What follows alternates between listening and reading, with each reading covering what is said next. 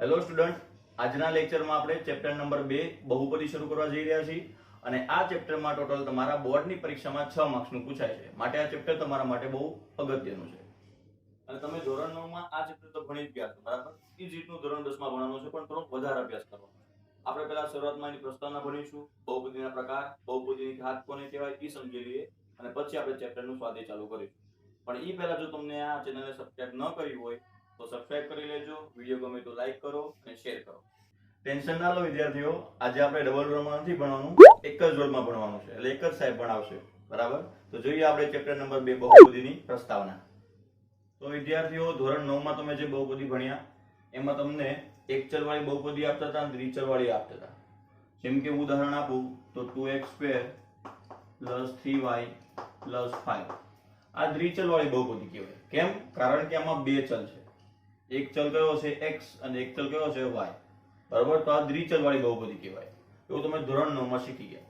પરંતુ ધોરણ 10 માં આપણે ફક્ત બહુપદીમાં એક જ ચલ આપેલો હશે. જેમ કે કોઈ પણ બહુપદી લખું 2x² - 3x + 8. તો આ જે આખી બહુપદી છે એમાં ચલ તરીકે બધી જગ્યાએ કોણ છે? x. તો આ એક ચલવાળી બહુપદી કહેવાય.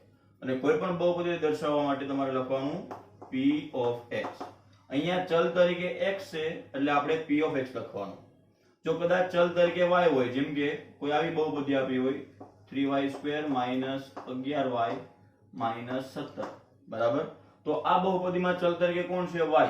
તો તમારે અહીંયા દર્શાવવા માટે p of y લખવું પડે. એમ કદાચ ચલ તરીકે s આપેલો હોય તો p of s લખવાનો. ચલ તરીકે t આપેલો હોય તો p of t લખવાનો. એટલે બહુપદીમાં ચલ કોઈ પણ હોઈ શકે ABCD માંથી, બરાબર? જે ચલ આપ્યો એ પ્રમાણે તમારે અહીંયા દર્શાવવાનું. ખબર પડી ગઈ? તો આવું તમે ધોરણ 9 માં શીખી ગયા. હવે તમારે જોવાનું છે કે બહુપદી ક્યારે કહેવાય, બરાબર? જેમ કે તમને ઉદાહરણ આપું 2x ની -5 ઘાત + 3x નો સ્ક્વેર - 11. આ બહુપદી કહેવાય નહીં. કેમ? કારણ કે જે ચલ છે એની જે ઘાત છે એ ઘાત કેવી છે? ઋણ છે. બહુપદીની ઘાત કોઈ દી ઋણ હોય નહીં. તો તમારે યાદ રાખવાનું કે ક્યારે બહુપદી કહેવાય. આ MCQ માં ઘણું કામ આવશે. બહુપદીની ઘાત હંમેશા કેવી હોય? ધન સંખ્યા હોય. બહુપદીની ઘાત ધન સંખ્યા હોવી જોઈએ તો જ બહુપદી કહેવાય. જો બહુપદીની ઘાત ઋણ હોય અથવા અપૂર્ણાંક હોય, બહુપદીની ઘાત ઋણ હોય અથવા અપૂર્ણાંક હોય તો બહુપદી કહેવાય નહીં. જેમ કે આ છે, અહીંયા ઘાત કેવી છે? -5. હવે ઘાત -5 એટલે ઘાત કેવી કહેવાય? ઋણ કહેવાય. તો આ બહુપદી નથી. એ જ રીતે કદાચ આવું આપેલું હોય કે x3/2 ઘાત પ્લસ x3 ઘાત પ્લસ 5. તો આ બહુપદી ન કહેવાય. કેમ? કારણ કે ઘાત કેવી છે? અપૂર્ણાંક છે. ઘાત અપૂર્ણાંક હોય એટલે બહુપદી કહેવાય નહીં. ઘાત હંમેશા ધન સંખ્યા જ હોય. ખબર પડી ગઈ? તો બહુપદીની ઘાત હંમેશા ધન હોય તો જ બહુપદી કહેવાય. આના ઉપરથી બોર્ડમાં MCQ પૂછાય. તમને 4 ઓપ્શન આપેલા હોય અને એમ કે નીચેનામાંથી સાચી બહુપદી કઈ છે, બરાબર? તો આ રીતે તમારે ચેક કરવાનું. ઘાત જોવાની, ઘાત ધન સંખ્યા હોવી જોઈએ તો બહુપદી કહેવાય. તમને બહુ અઘરી રીતે પૂછશે, ટ્વિસ્ટ કરીને પૂછશે. જેમ કે કઈ રીતે? આવી રીતે પૂછે કે 3x નો સ્ક્વેર પ્લસ √x પ્લસ 3. તો આ બહુપદી છે કે નહીં? તો બહુપદી ન કહેવાય. કેમ? કારણ કે અહીંયા √x છે. √ નો મતલબ શું થાય? વર્ગમૂળમાં x. તો 3x² અને કોઈ પણ નું વર્ગમૂળ હોય ને એટલે એની 1/2 ઘાત કહેવાય. વર્ગમૂળ એટલે 1/2 ઘાત. તો અહીંયા વર્ગમૂળમાં x છે એની જગ્યાએ હું 1/2 ઘાત લખી નાખું અને +3. હવે તમે જો આ બહુપદી કહેવાય નહીં. કારણ કે ઘાત કેટલી છે? 1/2 અને ઘાત કેવી છે? અપૂર્ણાંક. અને અપૂર્ણાંક ઘાત હોય એટલે બહુપદી કહેવાય નહીં. ખબર પડી ગઈ? તો આ રીતે તમારે નક્કી કરવાનું બહુપદી છે કે નહીં. તો એના માટે તમારે ખાલી યાદ રાખવાનું, કોઈ પણ બહુપદી આપી હોય એમાં જેટલા ચલ હોય, x હોય, y હોય, કોઈ પણ ચલ હોય, ઘાત હંમેશા ધન સંખ્યા હોવી જોઈએ. અપૂર્ણાંક હોવી ન જોઈએ અને માઇનસમાં પણ હોવી જોઈએ નહીં. તો આ તમારી થોડી બહુપદી ક્યારે કહેવાય એની વાત. હવે તમારે જોવાનું છે બહુપદીની ઘાત કોને કહેવાય. તો તમને કોઈ પણ બહુપદી આપી હોય એનો જે મહત્તમ ઘાતાંક હોય ચલનો એને બહુપદીની ઘાત કહેવાય. જેમ કે હું ઉદાહરણ આપું તમને 3x3 ઘાત પ્લસ 4x પ્લસ 8. હવે આ તમારી બહુપદી છે એને શું કહેવાય? p of x. કેમ p of x? કારણ કે ચલ તરીકે કોણ છે? x. તો આપણે એને p of x દર્શાવાય. હવે આમાં આ તમારી જે આખી બહુપદી છે આ આખી બહુપદીમાં મહત્તમ ઘાતાંક એટલે મોટામાં મોટી ઘાત કેટલી છે? તો અહીંયા x ની કેટલી ઘાત છે? 3 ઘાત. અહીંયા x ની કઈ ઘાત નથી એટલે કેટલી ઘાત કહેવાય? 1 ઘાત. તો મોટામાં મોટી ઘાત કેટલી છે? તો અહીંયા બહુપદીની ઘાત કેટલી આવશે? 3. બરાબર. તો મહત્તમ ઘાતાંકને બહુપદીની ઘાત કહેવાય. બીજું ઉદાહરણ લઈએ. p of y y ની 4 ઘાત માઈનસ y નો સ્ક્વેર પ્લસ 1. હવે જો આ બહુપદીમાં મોટામાં મોટી ઘાત કેટલી છે? 4. તો તમારી બહુપદીની ઘાત કેટલી કહેવાય? 4. ખબર પડી ગઈ? તો બહુપદીની ઘાત કોને કહેવાય? તો કોઈ પણ બહુપદીમાં મહત્તમ ઘાતને, કોની મહત્તમ ઘાત? તો ચલની. કોઈ પણ ચલ હોઈ શકે, x હોઈ શકે અને y હોઈ શકે. ચલની મહત્તમ ઘાતને બહુપદીની ઘાત કહેવાય. બરાબર. તો આપણે વાત કરી કે બહુપદી ક્યારે કહેવાય અને બહુપદીની ઘાત કેવી રીતે નક્કી કરવી. બરાબર. હજી આપણે એક ઉદાહરણ લઈએ. કદાચ બોર્ડની પરીક્ષામાં બહુપદીની ઘાતનો ઓપ્શન પૂછાણો હતો. બરાબર. બહુ સમય પહેલા એમસીક્યુ સિસ્ટમ હતી ત્યારે એક ઓપ્શન પૂછાણો હતો. એમાં તમારે બહુપદીની ઘાત નક્કી કરવા હતી. બરાબર. તો કદાચ આ રીતે તમને દાખલો આપે x + 1 x² + 2x. હવે તમને આમાં કે આ બહુપદી છે, આની ઘાત કેટલી હશે? બહુપદીની ઘાત જણાવો. તો ઘણા વિદ્યાર્થીઓ શું કરશે કે અહીંયા x ની 2 ઘાત છે એટલે 2 ઘાત જોઈ એવું કહી દેશે કે બહુપદીની ઘાત 2 આવે. તો આ જવાબ તમારો ખોટો પડશે. કેમ? કારણ કે આ બહુપદી પ્રમાણિત સ્વરૂપમાં નથી. બરાબર. એટલે કે જે બે કૌંસનો જે આપણે ગુણાકાર કરવો પડે ને પછી નક્કી કરવું પડે બહુપદીની ઘાત કેટલી આવશે. તો તમારે પહેલા આ બે કૌંસનો ગુણાકાર કરવાનો. બે કૌંસનો ગુણાકાર કેવી થાય? તો પહેલા x આખા કૌંસની જોડે ગુણાય. ચલો x અહીંયા x ની સ્ક્વેર ની જોડે ગુણાય એટલે x ની કેટલી ઘાત કહેવાય? 3 ઘાત. પછી x અહીંયા 2x ની જોડે ગુણાય એટલે x * 2x કેટલા થઈ જાય? 2x². x ગુણાઈ ગયો. હવે કોનો વારો? 1 નો વારો. એટલે 1 આખા કૌંસની જોડે ગુણાય તો x² + 2x. x3 2x² અને x² કેટલા થાય? 3x² અને +2x. તો હવે જો મોટા મોટી ઘાત કેટલી છે? 3. તો તમારો બહુપદીની ઘાત કેટલી આવશે? 3. અને આ જવાબ તમારો સાચો આવશે. તો આવી રીતે એકવાર બોર્ડમાં એમસીક્યુ પૂછાણો હતો. બરાબર. તો ડાયરેક્ટ જોઈને નક્કી નહીં કરી દેવાનું કે બહુપદીની ઘાત 2 આવશે કે 3. જો આવી રીતે બે કૌંસ આપ્યા હોય તો પહેલા બે કૌંસનો ગુણાકાર કરવો પડે અને પછી એના જે અંતિમ સ્વરૂપ આવે એના આધારે તમારે નક્કી કરવાનું કે બહુપદીની ઘાત કેટલી આવશે. અને પછી જોવાનું કે મોટા મોટી ઘાત કઈ છે? તો મોટા મોટી ઘાત 3 છે તો બહુપદીની ઘાત 3 આવશે. ખબર પડી ગઈ? હવે ઘણા વિદ્યાર્થીઓને સગુણક, ચલ અને ઘાતમાં ખબર નથી પડતી. તો આપણે એક ઉદાહરણ આપી દઈએ.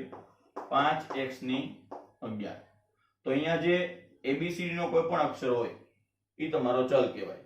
અહીંયા x છે તો એ આપણો ચલ કહેવાય. એની ઉપર જે હોય એ તમારી ઘાત કહેવાય. અને ચલની આગળ જે ગુણાયેલું હોય એને કહેવાય સહગુણક. સહગુણકના શબ્દો પરથી તમને ખબર પડે. સહ એટલે સાથે, ગુણક એટલે ગુણાયેલું. સાથે ગુણાયેલું.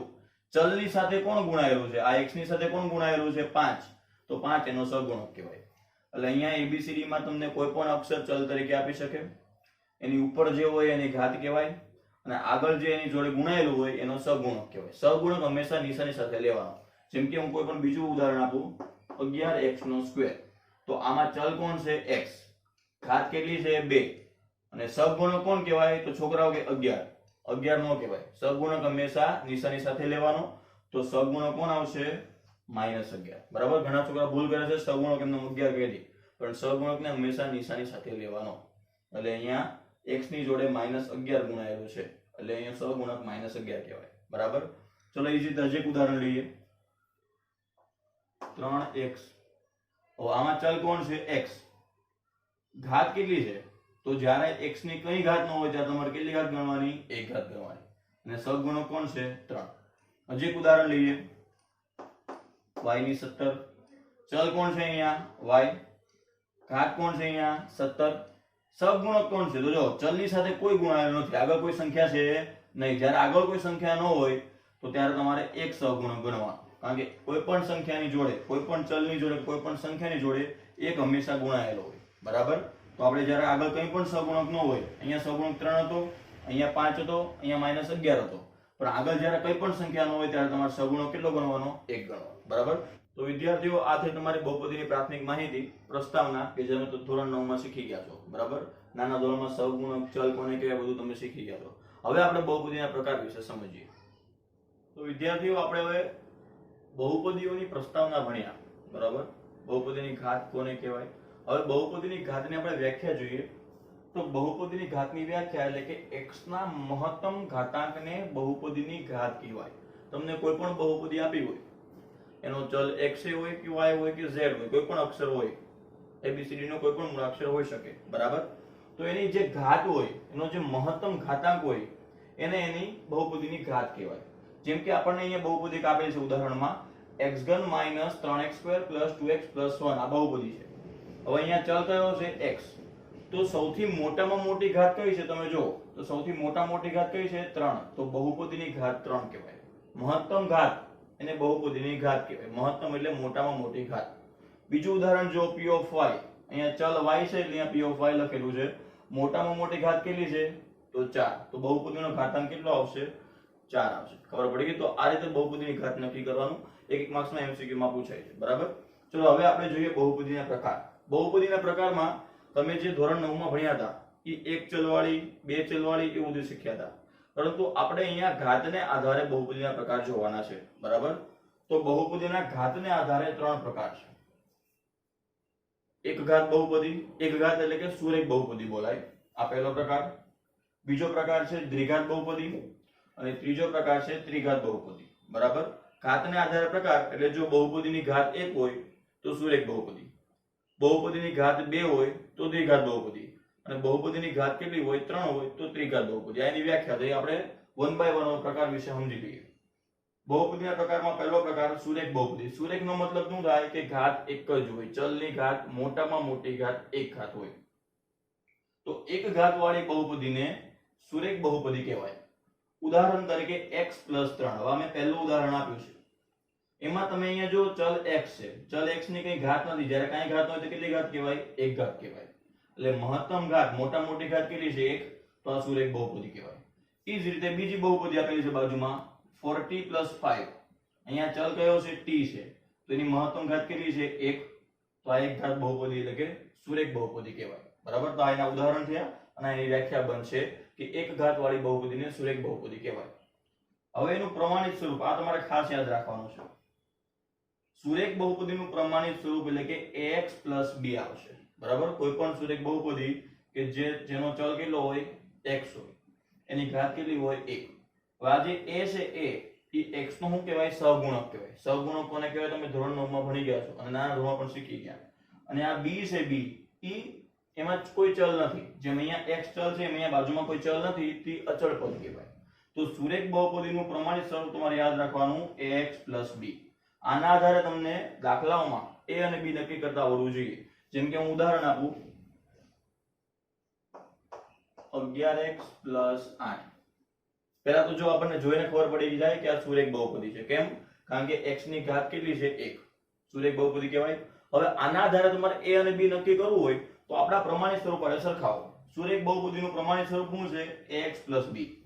તો ax + b જોડે તમે સરખાવો તો a એટલે શું છે? તો x નો સહગુણક. તો અહીંયા x નો સહગુણક કયો છે? 11, તો a = 11 આવે. b એટલે શું છે? અચળ પદ. અહીંયા અચળ પદ કયું છે? 8, તો b = 8. તો આવી રીતે કોઈ પણ બહુપદીમાં તમને a અને b નક્કી કરતા આવડવા જોઈએ. બીજું ઉદાહરણ લઈએ હજી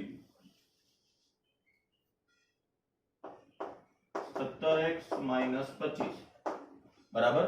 હંમેશા a b c d આપણે નક્કી કરશું એટલે કે સહગુણક નક્કી કરશું તો સહગુણક હંમેશા નિશાની સાથે લેવાના, બરાબર. તો અહીંયા આપણે જો સરખાઈએ a નક્કી કરવો હોય, a એટલે શું કહેવાય? x નો સહગુણક. તો x ની જોડે અહીંયા કોણ છે? 17, તો a = 17 આવશે.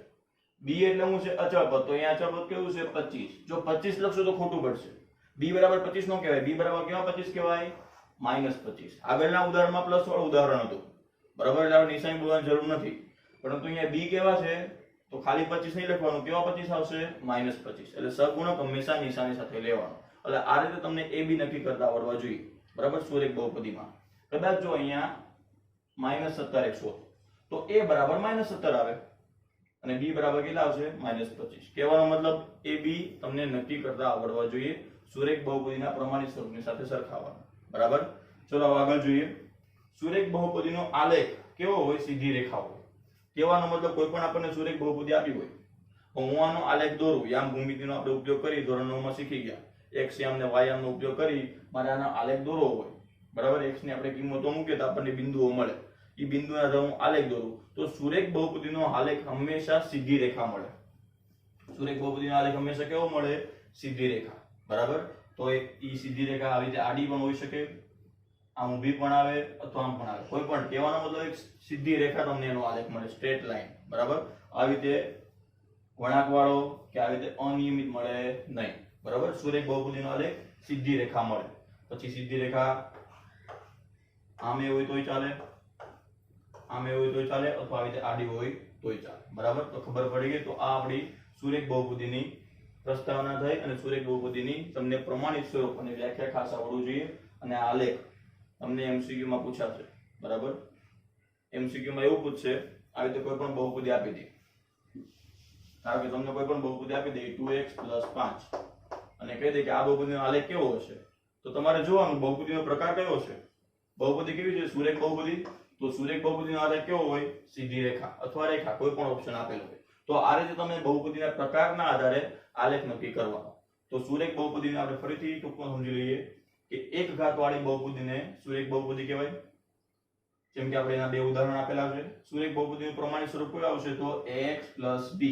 અને સુરેખ બહુપદીનો આલેખ કેવો હોય? તો સીધી રેખા. ઓપ્શનમાં તમને સુરેખ બહુપદી આપેલી હોય અને એમ કે આનો આલેખ કેવો આવશે, તો તમારો જવાબ શું આવશે? સીધી રેખા અથવા ખાલી રેખા. ખબર પડી ગઈ? ચલો હવે આપણે બીજી બહુપદી જોઈએ.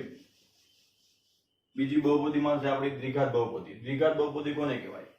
તો જે બહુપદીની મહત્તમ ઘાત 2 હોય, એટલે કે બે ઘાત વાળી બહુપદી.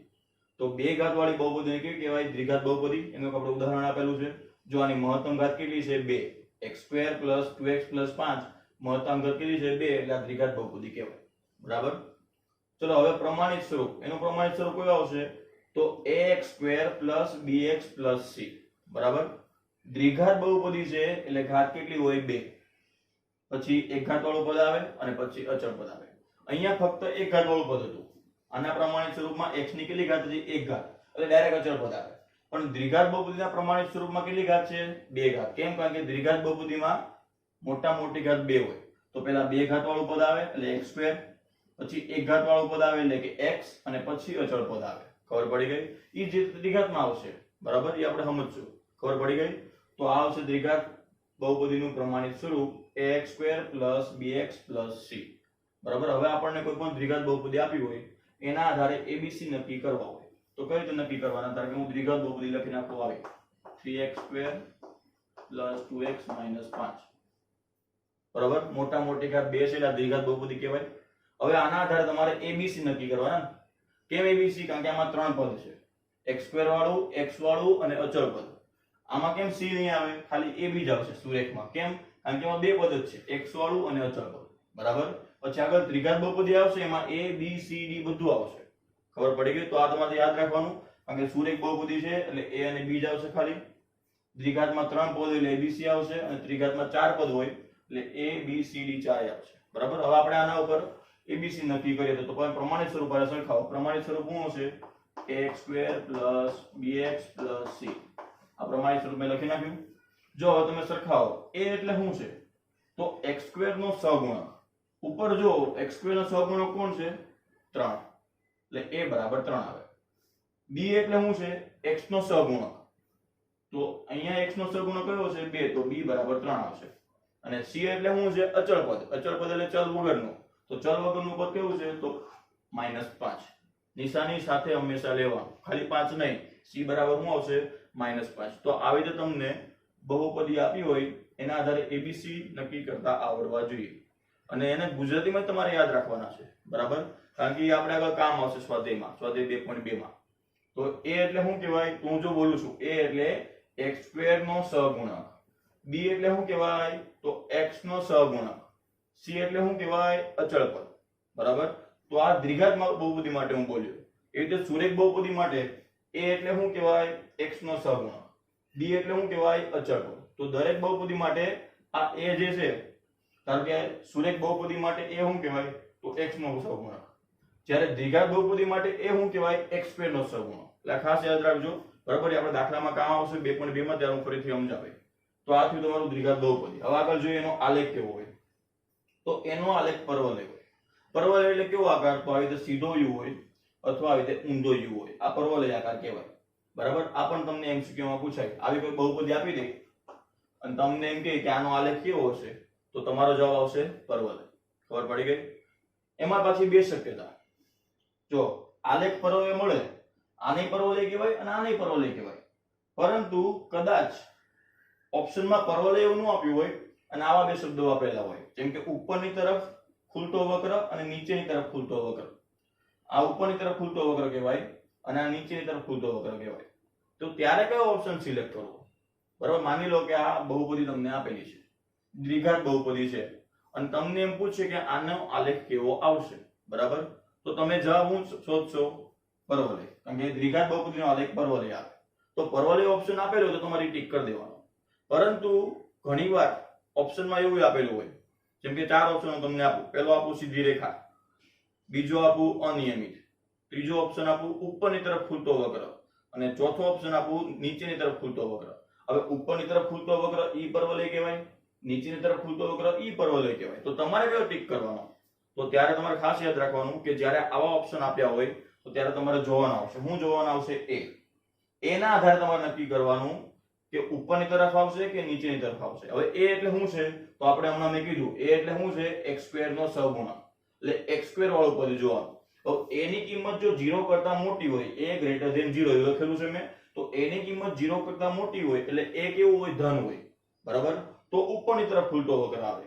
અને a ની કિંમત જો 0 કરતા નાની હોય, a લેસ ધેન 0, બરાબર, એટલે a ઋણ હોય. બરાબર, તો નીચેની તરફ ખુલતો વક્ર આવે. એટલે ખાસ યાદ રાખજો, એમસીક્યુ બે રીતે પૂછાઈ શકે. દ્વિઘાત બહુપદીનો આલેખ પૂછાય એમસીક્યુ માં કે કેવો હોય, તો એ બે રીતે પૂછાય. કાં તો ઓપ્શનમાં તમને પરવલય એવું લખેલું હોય તો તમારે આ ટીક કરી દેવાનું. પરંતુ જ્યારે ઓપ્શનમાં ઉપરની તરફ ખુલતો વક્ર અને નીચેની તરફ ખુલતો વક્ર એવો ઉલ્લેખ કરેલો હોય તો તમારે ખાસ આનો ઉપયોગ કરવાનો. આ એ ના આધારે નક્કી કરવાનું કે ઉપરની તરફ આવશે કે નીચેની તરફ. બરાબર, હવે ધારો કે મેં આ ક્વેશ્ચન પૂછ્યો છે, તમારે આ દ્વિઘાત બહુપદી છે, હું એમ કહું આનો આલેખ કેવો હશે, અને એમાં તમને ઓપ્શનમાં આ બંને ઓપ્શન આપેલા છે. ઉપરની તરફ ખુલતો વક્ર આપેલો છે અને નીચેની તરફ ખુલતો વક્ર. તો તમારે શેના આધારે નક્કી કરવાનું? એ ના આધારે. એ એટલે કયું પદ? x² વાળું પદ. જો અહીંયા એ એટલે કયું પદ છે? x² વાળું. એટલે જો x² વાળું પદ ધન હોય તો ઉપરની તરફ ખુલતો વક્ર, અને x² વાળું પદ જો ઋણ હોય તો નીચેની તરફ ખુલતો વક્ર. તો આપણી બહુપદીમાં જે અહીંયા x² વાળું પદ છે, આ કેવું છે? ધન છે, પ્લસ છે. તો જવાબ કયો આવશે? ઉપરની તરફ ખુલતો વક્ર. બરાબર, કદાચ જો આવી બહુપદી આપી હોય કે -5x² + 2x + 8, હવે આ દ્વિઘાત બહુપદી છે, તો આને આલેખ કેવો આવશે? તો પરવલય આવશે. પરંતુ જો નક્કી કરવું હોય કે ઉપરની તરફ આવશે કે નીચેની તરફ, તો જો તમે x² વાળું પદ એટલે કે પહેલું પદ એટલે કે a વાળું પદ, બરાબર, x² વાળું પદ કેવું છે? પ્લસ છે કે માઈનસ? માઈનસ, એટલે a ઋણ કહેવાય. એટલે x² વાળું પદ જો માઈનસ હોય તો નીચેની તરફ ખુલતો વક્ર આવશે. એટલે ખાસ બે યાદ રાખજો, પહેલું પદ એટલે કે x² વાળું પદ ધન હોય તો ઉપરની તરફ ખુલતો વક્ર આવશે, અને x² વાળું પદ ઋણ હોય એટલે કે માઈનસ હોય પહેલું પદ, x² વાળું ખાસ યાદ રાખજો. પહેલું પદ એવું યાદ નહીં રાખતા, x² વાળું. કદાચ બહુપદીમાં આ x² વાળું પદ પાછળ આપે તો તમારે પહેલું પદ શું યાદ નથી રાખવાનું? x² વાળું પદ ધન હોય કે ઋણ હોય એવું યાદ રાખવાનું છે. જો x² વાળું પદ ધન હોય તો ઉપરની તરફ ખુલતો વક્ર, અને x² વાળું પદ ઋણ હોય તો નીચેની તરફ ખુલતો વક્ર. ખબર પડી ગઈ? તો આનો જવાબ નીચેની તરફ ખુલતો વક્ર આવશે, કારણ કે x² વાળું પદ કેવું છે? ઋણ છે. બરાબર, હવે આ જે આના રિલેટેડ એમસીક્યુ બોર્ડમાં પૂછાયેલા છે એ આપણે છેલ્લે હમણાં વિડિયો પતે ત્યારે જોઈશું. આ થિયરી પૂરી થાય પછી. આ તો તમને હું જોડે જોડે સમજાવું છું. બાકી આમાં કેવા એમસીક્યુ પૂછાય છે, કેવી રીતે ઓપ્શન આપે છે, એ બધું હમણાં આપણે આ થિયરી પૂરી થાય પછી જોઈશું. બરાબર, તો આ તમારી દ્વિઘાત બહુપદી થઈ. બે ઘાત વાળી બહુપદી અને દ્વિઘાત બહુપદી કહેવાય. મોટા મોટી ઘાત બે હોય. પ્રમાણિત સ્વરૂપે શું આવશે? ax² + bx + c. એના આધારે તમને abc નક્કી કરતા આવડવા જોઈએ. આલેખ કેવો આવશે? તો પરવલય. એમાં પછી બે શક્યતા, જો x² વાળું ધન હોય તો ઉપરની તરફ ખુલતો વક્ર, જો x² વાળું ઋણ હોય તો નીચેની તરફ ખુલતો વક્ર. બરાબર, ખાસ યાદ રાખજો. આ થિયરી ઉપરથી ઘણા બધા એમસીક્યુ બનશે. બરાબર, હવે તમને દ્વિઘાત બહુપદી આપું, એના આધારે તમે મને abc નક્કી કરીને કહેવાના છે. બરાબર, જેમ કે આવી કોઈ દ્વિઘાત બહુપદી x² - 1. હવે તમે અહીંયા પ્રમાણિત સ્વરૂપ આરે સરખાવો તો અહીંયા તો કેટલા પદ છે? ax² + bx + c, એટલે 1 2 3 પદ છે. અહીંયા કેટલા પદ છે? બે પદ છે. તો આ દ્વિઘાત બહુપદી ન કહેવાય? કહેવાય. તમારે પદની સંખ્યા નથી જોવાની, તમારે ઘાત જોવાની છે. બરાબર? ઘાત કેટલી છે? 2. તો આ દ્વિઘાત બહુપદી કહેવાય. જો અહીંયા x2 વાળું પદ છે તો અહીંયા x2 વાળું પદ છે, અહીંયા x વાળું પદ છે પણ અહીંયા x વાળું પદ નથી. બરાબર? એટલે x વાળું પદ નથી. અને અહીંયા c એટલે કે અચળ પદ છે તો અહીંયા 1 એટલે અચળ પદ. કહેવાનો મતલબ જે વચ્ચેનું પદ છે એ નથી. એનો મતલબ એવું નહીં કે આ દ્વિઘાત ન કહેવાય, દ્વિઘાત કહેવાય. તમારે ખાલી ઘાત જોવાની, પદ નથી જોવાના. બરાબર? હવે આ પ્રમાણિત સ્વરૂપમાં નથી, આને તમને પ્રમાણિત સ્વરૂપમાં ફેરવવાનું કહે. પ્રમાણિત સ્વરૂપ એટલે આ સ્વરૂપ કહેવાય. એટલે 3 પદ હોવા જોઈએ, x2 વાળું, x વાળું અને અચળ પદ. બરાબર? તો મારે આને પ્રમાણિત સ્વરૂપમાં ફેરવવું હોય તો x2 વાળું પદ તો છે જ, અચળ પદ નથી. જો bx એટલે x વાળું પદ નથી, x વાળું પદ સોરી અચળ પદ નહીં, x વાળું પદ નથી. તો x વાળું પદ નથી તો એ આપણે ઉમેરવું પડે અને આ પછી અચળ પદ એમને આ પ્રમાણિત સ્વરૂપમાં મેં ફેરવ્યું કહેવાય. બરાબર? થિયરી પૂરી થાય પછી હું તમને શીખવાડીશ કે કેવી રીતે પ્રમાણિત સ્વરૂપમાં ફેરવવું. બરાબર? તો દ્વિઘાત બહુપદીનું પ્રમાણિત સ્વરૂપ શું આવે? પહેલા x2 વાળું પદ, પછી x વાળું પદ અને પછી અચળ પદ. તો એના આધારે આપણે પ્રમાણિત સ્વરૂપમાં લખ્યું. તો કહેવાનો મતલબ જે પદ ઘટતું હોય એ ઉમેરી દેવાનું. અહીંયા x વાળું પદ ઘટતું હતું એટલે મેં 0x કરી ઉમેરી દીધું. 0x નો મતલબ શું થાય કે પદ 0. 0x એટલે 0 દ્વારા ગુણાયેલું કહેવાય એટલે પદ 0 કહેવાય. એટલે આપણે કે ઉમેર્યું કહેવાય નહીં, પણ આને આપણે પ્રમાણિત સ્વરૂપમાં ફેરવ્યું કહેવાય. ખબર પડી ગઈ? તો ખાસ યાદ રાખજો. હવે આપણે જોઈએ ત્રિઘાત બહુપદી. ત્રિઘાત બહુપદી કોને કહેવાય? તો 3 ઘાત વાળી બહુપદીને ત્રિઘાત બહુપદી કહેવાય. એનું મેં ઉદાહરણ લખેલ છે x3 + 4x2 + 2x - 5. એનું પ્રમાણિત સ્વરૂપ આવશે ax3 + bx2 + cx + d. જો આમાં d આવ્યો, આમાં ફક્ત ab આવ્યું હતું, આમાં abc ત્રણેય આવ્યું હતું ને આમાં abcd આવ્યું. કેમ? કારણ કે આ ત્રિઘાત બહુપદી છે. ત્રિઘાત બહુપદી મતલબ શું થાય કે 3 ઘાત. તો 3 ઘાત વાળા પછી કેટલા ઘાત વાળું પદ આવે? 2 ઘાત વાળું પદ. 2 ઘાત વાળા પદ પછી કેટલા ઘાત વાળું પદ આવે? 1 ઘાત વાળું પદ. અને 1 ઘાત વાળા પદ પછી કેટલું આવશે? અચળ પદ. બરાબર? એટલે આ ક્રમ તમારે જાળવવાનો છે. તો ax3 bx2 cx + d આ ત્રિઘાત બહુપદીનું પ્રમાણિત સ્વરૂપ થાય. હવે અહીંયા a જે છે એ શું કહેવાય? તો x3 નો સહગુણક. અહીંયા એ શું કહેવાય? x2 નો સહગુણક. એટલે દ્વિઘાત બહુપદી માટે એ આપણે અલગ બોલાય. બરાબર? દ્વિઘાત માટે એ શું કહેવાય? તો x2 નો સહગુણક. જ્યારે ત્રિઘાત માટે એ શું કહેવાય? x3 નો સહગુણક. b એટલે શું કહેવાય? x2 નો સહગુણક. c એટલે શું કહેવાય? x નો સહગુણક. અને d એટલે શું કહેવાય? અચળ પદ. બરાબર? હવે કોઈ પણ તમે ત્રિઘાત બહુપદી આપું x3 - 4x2 + 5x - 8. હવે આના આધારે મારે abcd નક્કી કરવા છે. તો ax3 + bx2 + cx + d. જો a એટલે શું કહેવાય? x3 નો સહગુણક. અહીંયા x3 નો સહગુણક કાંઈ નથી. જ્યારે કાંઈ સહગુણક કેટલો હોય? 1. તો અહીંયા a = 1 આવશે. b એટલે શું છે? x2 નો સહગુણક. તો અહીંયા x2 નો સહગુણક કોણ છે? -4. તો b = -4 આવશે. c એટલે શું છે? x નો સહગુણક. તો અહીંયા x નો સહગુણક કોણ છે? 5. તો c = 5 આવશે. d એટલે શું કહેવાય? તો અચળ પદ. અહીંયા અચળ પદ કેવું છે? -8. તો d = -8 આવશે. તો આવી રીતે તમને abcd નક્કી કરતા આવડવા જોઈએ, કારણ કે તમારા દાખલામાં કામ આવશે. બરાબર? તો ત્રિઘાત બહુપદી 3 ઘાત વાળી બહુપદીને કહેવાય મોટી ઘાત 3 હોવી જોઈએ. પ્રમાણિત સ્વરૂપ એનું ax3 + bx2 + cx + d. અને એનો આલેખ અનિયમિત હોય, ગમે એ આકારનો હોય. જો આ અનિયમિત આલેખ છે, આવી રીતે ગુચરો વળેલો અથવા આવી રીતે હોય, કહેવાનો મતલબ આનો આલેખ હંમેશા કેવો હોય? અનિયમિત. કઈ આકાર ફિક્સ હોય નહીં. તો આપણને તમને MCQ માં પૂછાય કોઈ પણ ત્રિઘાત બહુપદી આપી દે અને એમ કે આનો આલેખ કેવો આવે, તો 4 ઓપ્શનમાંથી તમારે અનિયમિત એવો ઓપ્શન સિલેક્ટ કરવાનો. બરાબર? ધારો કે હવે હું એક ત્રિઘાત બહુપદી તમને આપું. જો અહીંયા ધારો કે ત્રિઘાત બહુપદી મેં લખી છે x3 - 1. તમારે શું જોવાનું? ફક્ત ઘાત જોવાની. ઘાત કેટલી છે? અહીંયા 3. તો આ ત્રિઘાત બહુપદી કહેવાય. હા, આ પ્રમાણિત સ્વરૂપમાં કહેવાય નહીં. કેમ? કારણ કે પ્રમાણિત સ્વરૂપમાં ઘન વાળા પદ પછી x2 વાળું પદ હોય, x2 વાળા પદ પછી x વાળું પદ હોય અને પછી અચળ પદ હોય. બરાબર? એમ અહીંયા ઘન વાળું પદ છે અને અચળ પદ છે. કયા પદ નથી? તો x2 વાળું અને x વાળું. એટલે આપણે એને પ્રમાણિત સ્વરૂપમાં ફેરવવું હોય તો x2 વાળું પદ ઉમેરવું પડે અને x વાળું પદ ઉમેરવું પડે. તો હું એને પ્રમાણિત સ્વરૂપમાં ફેરવું તો x3 એમને x2 વાળું પદ નહીં એટલે હું લખવાનું 0x2. x વાળું પદ નથી એટલે હું લખવાનું 0x. અને અચળ પદ તો અહીંયા આપેલું છે કેટલું છે? -1. તો આપણે આ ત્રિઘાત બહુપદીને પ્રમાણિત સ્વરૂપમાં ફેરવવું કહેવાય. પ્રમાણિત સ્વરૂપનો મતલબ શું થાય કે ઘાત પ્રમાણે પદ ઘટવા જોઈએ. પહેલા ઘન વાળું, પછી સ્ક્વેર વાળું, પછી એક ઘાત વાળું અને પછી અચળ પદ. ખબર પડી ગઈ? તો આ તમારા બહુપદીના પ્રકાર થયા. આના ઉપરથી ઘણા બધા MCQ પૂછાઈ શકે છે અને એના આલેખના MCQ ખાસ પૂછાય છે. એમાં આ પરવલયમાં ખાસ. બરાબર? તો યાદ રાખજો, ત્રિઘાત બહુપદી કોને કહેવાય? તો ત્રણ ઘાત વાળી બહુપદીને ત્રિઘાત બહુપદી કહેવાય. પ્રમાણિત સ્વરૂપ x3 + bx2 + cx + d અને એનો આલેખ કેવો હોય? હંમેશા અનિયમિત હોય. બરાબર?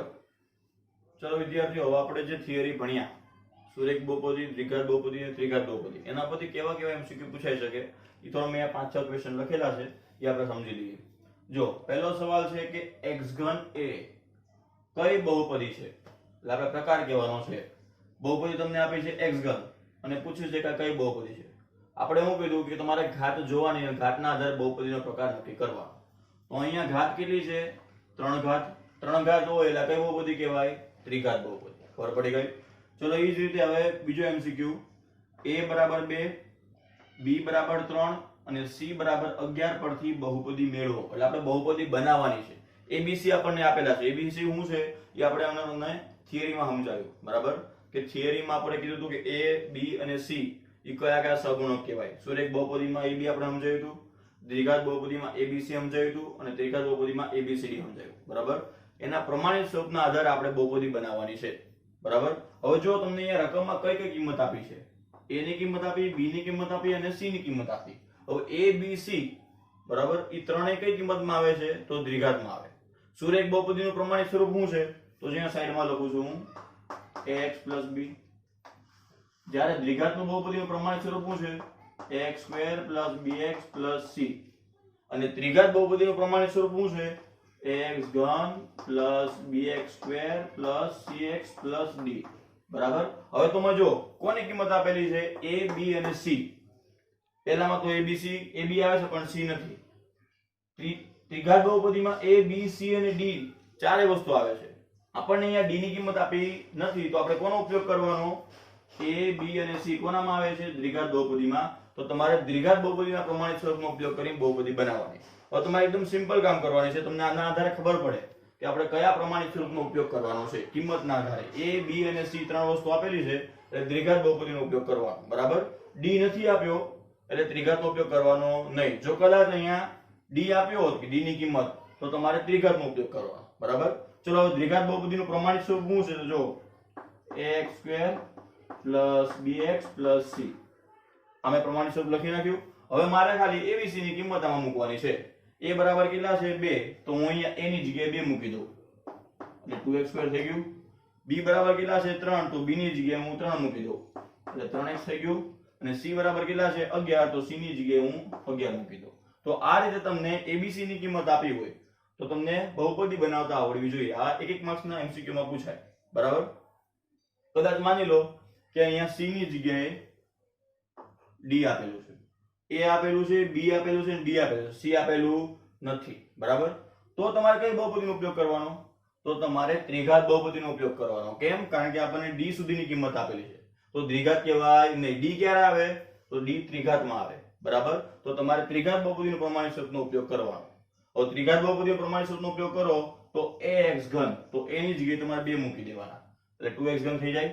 બીજું છે bx², તો b ની જગ્યાએ તમારે 3 મૂકી દેવાના. ત્રીજું છે cx. cx એટલે c ની કિંમત આપી નથી. તો આપણે પ્રમાણિત સ્વરૂપ સમજાવ્યું ત્યારે કીધું હતું કે કોઈ પણ કિંમત ઘટતી હોય, જે કિંમત ન આપેલી એની જગ્યાએ હું મૂકી દેવાનો? 0 મૂકી દેવાનો. આપણે પદ મૂકતા શીખવાડ્યા હતા. જેમ કે મેં ઉદાહરણ આપ્યું હતું x² - 1 નું. હવે આ દ્વિઘાત બહુપદી છે તો દ્વિઘાત બહુપદીમાં 2 ઘાત વાળું પદ છે પણ x વાળું પદ નથી, તો આપણે ઉમેરતા શીખવાડ્યું હતું કે 0x કરીને ઉમેર દેવાનું. એમ અહીંયા દાખલામાં c ની કિંમત નથી તો c ની જગ્યાએ 0 મૂકવાના અને d ની કિંમત કેટલી છે? 11. તો d ની જગ્યાએ 11 મૂકવાના. બરાબર? તો જ્યારે દાખલામાં d સુધીની કિંમત આપી હોય તો તમારે ત્રિઘાત બહુપદીનો પ્રમાણિત સ્વરૂપનો ઉપયોગ કરવાનો. આનો જવાબ હું બોલું છું, જો હું આવશે a ની જગ્યાએ તમે 2, b ની જગ્યાએ 3 અને d ની જગ્યાએ 11 મૂકો તો 2x3 3x² + 0x + 11. ખબર પડી ગઈ? તો આવી રીતે તમને abcd ની કિંમત ઉપરથી બહુપદી બનાવતા આવડવી જોઈએ. ત્યારબાદ આવે છે ત્રીજો MCQ, દ્વિઘાત બહુપદી x² + 2x + 5 નો આલેખ કેવો મળે? આ બધા MCQ થિયરી હમણાં જે ચલાવી એના રિલેટેડ જ છે. બરાબર? જો બહુપદીનો આલેખ અહીંયા તમને 4 ઓપ્શન આપેલા છે. પહેલા તો જો આ બહુપદી કયા પ્રકારની છે. x² + 2x + 5 કેટલી ઘાત છે? 2 ઘાત. 2 ઘાત એટલે કઈ બહુપદી કહેવાય? દ્વિઘાત બહુપદી. હવે દ્વિઘાત બહુપદીનો આલેખ કયો મળે? તો પરવલય. આપણે માં થિયરીમાં સમજાયું. દ્વિઘાતનો આલેખ કેવો મળે? પરવલય. તો જો ઓપ્શનમાં પરવલય છે, સીધી રેખા, બીજો ઓપ્શન અનિયમિત, ત્રીજો પરવલય ને એક પણ નહીં, તો તમારો જવાબ કયો આવશે? પરવલય. ખબર પડી ગઈ? ચોથો MCQ. દ્વિઘાત બહુપદી -y² + 2y + 5 નો આલેખ કેવો મળે? આ જ પ્રકારનો સવાલ છે, પણ MCQ જો સીધી રેખા, ઉપરની તરફ ખુલતો વક્ર, નીચેની તરફ ખુલતો વક્ર અને અનિયમિત. દ્વિઘાત બહુપદી છે. જ્યારે મેં તમને દ્વિઘાત બહુપદીના આલેખ વિશે સમજાવ્યું ત્યારે કીધું હતું કે તમારા MCQ ઉપર આધાર રાખે કે તમારે કયો જવાબ ટીક કરવો. જો MCQ માં ખાલી પરવલય હોય તો તમારે ટીક કરી દેવાનો, તો તમારે અહીંયા કઈ જોવાની જરૂર આવશે નહીં. દ્વિઘાત બહુપદી છે તેનો આલેખ પરવલય હોય. પરંતુ જો દ્વિઘાત બહુપદીના MCQ માં ઉપરની તરફ ખુલતો વક્ર, નીચેની તરફ ખુલતો વક્ર આવે તો આપણે એક વસ્તુ શીખવાડી હતી. બરાબર? જો અહીંયા y² છે એટલે દ્વિઘાત બહુપદી છે. દ્વિઘાત બહુપદી છે એનો આલેખ પરવલય મળે. હવે આ ઓપ્શનમાં પરવલય છે નહીં, તો તમારા આ બે ઓપ્શનમાંથી સિલેક્ટ કરવાના આવે. કાં તો ઉપરની તરફ ખુલતો વક્ર હોય એટલે કે આવો, આમ ઉપરની તરફ ખુલતો u, અથવા નીચેની તરફ ખુલતો વક્ર હોય તો આવી રીતે નીચેની તરફ ખુલતો વક્ર આવે. આ બેમાંથી ઓપ્શન આવે એવું આપણે શીખવાડી દીધું. તો કેવી રીતે નક્કી કરવાનું? તો આપણે એવું કીધું હતું કે પહેલું પદ એટલે કે x² વાળું પદ, બરાબર, એ કેવું હોય છે? ધન હોય તો ઉપરની તરફ ખુલતો આવે.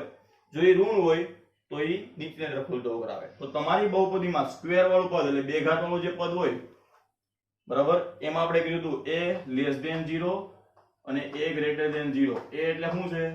તો પ્રથમ પદ બહુપદીનું સ્ક્વેર વાળું જે પદ હોય એ જો ઋણ હોય તો નીચેની તરફ ખુલતો વક્ર, અને ધન હોય તો ઉપરની તરફ ખુલતો વક્ર. તો કેવું છે પહેલું પદ? x² વાળું પદ કેવું છે? ઋણ છે. અહીંયા બહુપદીનો ચલ y છે એટલે y² વાળું કહેવાય. તો ઋણ છે એનો મતલબ શું થાય કે કયો જવાબ આવશે? નીચેની તરફ ખુલતો વક્ર. કહેવાનો મતલબ જે MCQ આપણે આલેખ વાળા સવાલ ચલાયા હતા એના આધારે તમારે નક્કી કરવાનું છે. જો ઓપ્શનમાં ફક્ત પરવલય લખ્યું હોય તો તમારે પરવલય સિલેક્ટ કરી દેવાનું. પરંતુ જ્યારે ઓપ્શનમાં આવા ઉલ્લેખ કરેલો હોય ઉપરની તરફ ને નીચેની તરફ, તો તમારે આ સ્ક્વેર વાળા પદ ઉપરથી નક્કી કરવાનું. સ્ક્વેર વાળું પદ જો ધન હોય તો ઉપરની તરફ, સ્ક્વેર વાળું પદ જો ઋણ હોય તો નીચેની તરફ. ત્યારબાદ પાંચમો MCQ. x + 1 એક પહેલો કૌંસ છે, બીજો કૌંસ છે x² - x - x4 + 1 નો ઘાતાંક કેટલો હશે? આનો આપણે ઘાતાંક કહેવાનો. એટલે હમણાં આપણે જે શીખવાડ્યું બહુપદીની ઘાત એ નક્કી કરવા છે. ડાયરેક્ટ જોઈને નહીં કહી દેવાનું કે મોટા મોટી ઘાત કેટલી છે? 4, તો બહુપદીનો ઘાતાંક 4. મેં શું કીધું કે જ્યારે બે કૌંસ હોય ત્યારે તમારે બે કૌંસનો ગુણાકાર કરવો પડે અને પછી તમારે નક્કી કરવાનું કે કેટલી ઘાત આવશે. બરાબર? તો તમારે અહીંયા બે કૌંસ છે તો પહેલા બે કૌંસનો ગુણાકાર કરવાનો અને એના આધારે નક્કી કરવાનું કે બહુપદીનો ઘાત કેટલો આવશે. એવો આપણે એક MCQ બહુપદીની ઘાત ચલાવી ત્યારે શીખવાડ્યું. બરાબર? તો આ તમારે બે કૌંસનો ગુણાકાર કરીને જાતે જવાબ લખવાનો. તો આ રીતે તમને MCQ પૂછે છે કે કોઈ પણ રીતે. જો કદાચ મને આના વધારે સવાલ મળશે તો તમને ગ્રુપમાં WhatsAppમાં મળી જશે. આ વિડીયો ગમ્યો હોય તો લાઈક કરો, શેર કરો અને સબસ્ક્રાઇબ કરો.